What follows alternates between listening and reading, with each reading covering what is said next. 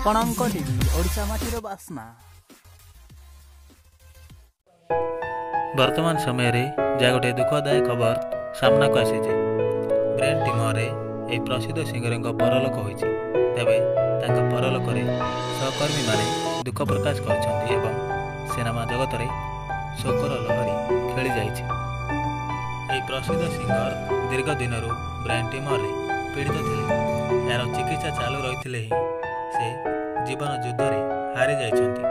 ମୃତ୍ୟୁ ବେଳକୁ ତାଙ୍କୁ 33 ବର୍ଷ ବୟସ ହୋଇଥିଲା। 2020 ଅକ୍ଟୋବରରେ ଏହି ପ୍ରସିଦ୍ଧ ସିଙ୍ଗରଙ୍କ କର୍କଟ ରୋଗରେ ଆକ୍ରାନ୍ତ ଥିବା ନେଇ ଜଣାପଡ଼ିଥିଲା। ପରେ ତାଙ୍କର କେମୋଥେରାପି ଏବଂ ରେଡ଼ିଓଥେରାପି କରାଯାଇ ଚିକିତ୍ସା ଜାରି ରହିଥିଲା। ତଥାପି ସେ ଚଳିତ ବର୍ଷ ଆରମ୍ଭରୁ ନିଜ ବ୍ୟାଣ୍ଡ ସହ ଷ୍ଟେଜ୍ ଶୋ କରିଥିଲେ। ସେତେବେଳେ ସେ ତାଙ୍କୁ କ୍ୟାନ୍ସର ହୋଇଛି ବୋଲି ଭାବିବାକୁ ଚାହିଁନଥିବା କହିଥିଲେ।